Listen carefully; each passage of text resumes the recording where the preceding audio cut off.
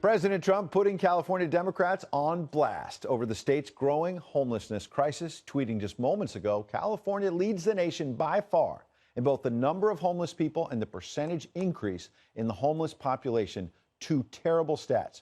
Crazy Nancy, he says, should focus on that in her very own district and helping her incompetent governor with the big homeless problem. It comes on the heels of a brand new report by the Department of Housing and Urban Development showing an increase of 21,000 homeless people in California alone over the past year. Joining me now exclusively is Dr. Ben Carson. He, of course, is the Secretary of the Department of Housing and Urban Development. Mr. Secretary, Merry Christmas and thanks for joining us.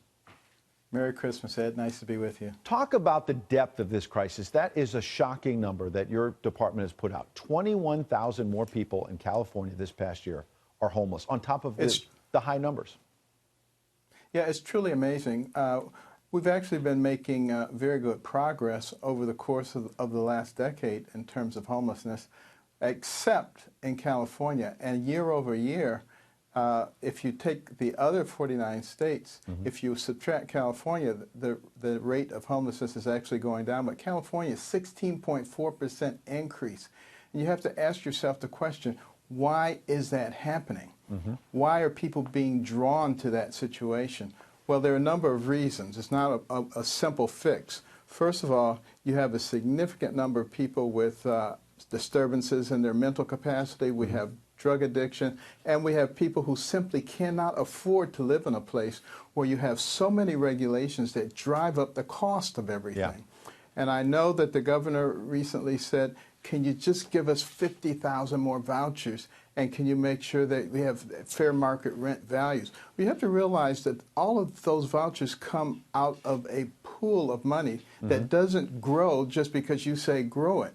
And if we take the price of those vouchers and we escalate them significantly, that means there are fewer people who can be helped. So the better thing to do is to go and look at the root cause. Why are things there so expensive? What can be done about them? And then how can we deal with the mentally ill individuals? You know, Washington, D.C. recently was given a waiver by HHS so that they could use Medicaid dollars for mental illness. Sure. California could apply for that same waiver. Those are the kinds of things that have to be done, and have to be done with a federal, state, local, as well as faith-based, the for-profit, the non-for-profits. We need to work together to get this done. It can be done, absolutely. Well, Mr. Secretary, you're bringing some new ideas to the table, and what's interesting to me, among other things, is even the San Francisco Chronicle in Nancy Pelosi's hometown is giving you some credit. They say in this editorial, Governor Gavin Newsom and other California officials don't tend to appreciate advice from the Trump administration, which, based on its record so far, seems more likely to play the state's troubles for political gain, that's their claim, than to make any constructive attempt to address them. That said, Ben Carson is right. The state's response to homelessness is not equal to the human disaster at hand. It's not every day, sir, that Nancy Pelosi's hometown paper says you're on the right track. Well, I hope they continue, all of them, to work with us. This is not a partisan issue. You look at the faces of those people out on the street, and you know this is not a partisan issue, and we can solve it. Put the politics aside. Let's fix this. So you say it's not partisan. The Democratic governor may disagree. Here's what he said recently, Gavin Newsom. He took aim at you. They're not serious about this issue.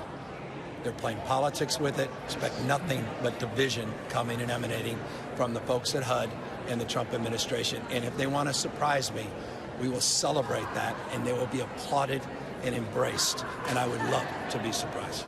So he claims you're not serious. Give him a chance. Let's surprise him right now. What do you want to do, sir? I am very happy to work with him, to work with others. You know, I've had several conversations with the mayor of Los Angeles.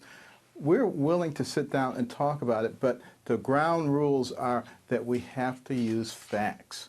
We have to use evidence and not ideology. If we can do that, we can definitely solve a problem. So you told me before, I want to get some specifics, that you want to get at the root causes. Among other things, you said the mental health crisis. So there's a lot on the table. Can you give me 2 or 3 specific things, steps, that you want to take in the next month, the next 3 months? Well, first of all, we need to get an agreement to use law enforcement, to uncuff law enforcement so that people can be removed. now and placed in transitional places. You know, since the Housing First initiative, when people just want to use Housing First, we've lost 78,000 beds. 45% of the transitional beds disappeared. That's where you can put people. So that's number one. And then we need to create the wraparound services. When we put the people in the transitional places, we need to be able to take care of their health care, you know, look at their dental situations, get them involved in retraining, because you have to realize, you know, when I was a kid, all you needed was a strong back and a willingness to work, and you could make it. Yeah. And that's not necessarily the case now. You need some retraining, some retooling to be able to function in the society that we live in now.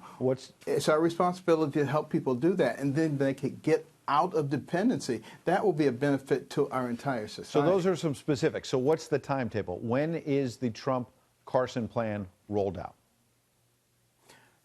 We're going to be having some substantial meetings over the next month or so. Next month or so. And I expect to do something in conjunction with the leaders in California. I don't want to just do it by ourselves, because then people will be trying to sabotage it. I want everybody to have skin in the game, to be involved, to help work this out. We have a lot of technical assistance. You know, they have tons of vouchers that they haven't even used yet. So real quick, we Mr. have people who can show them how to use those. Yeah. Real quick, here's what you told us in September. I think we're going to be helping them certainly within a matter of weeks. We're not talking months and years.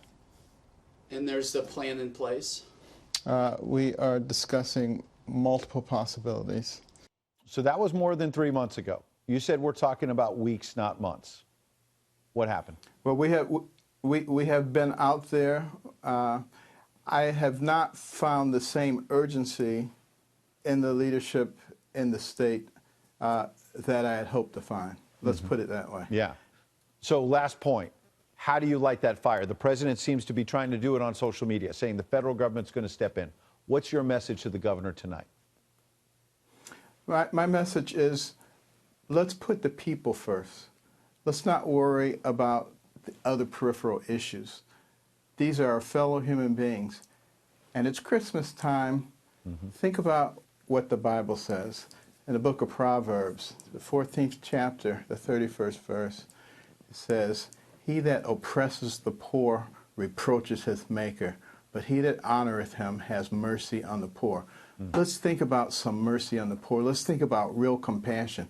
Let's not think about ways that we can keep people dependent and in these horrible situations, but how can we liberate them? Yeah, some stirring and important words tonight from the Secretary of Housing and Urban Development. We appreciate you coming in. Merry Christmas to you and your wife. Thank you. Merry Christmas. Thank you, Mr. Secretary.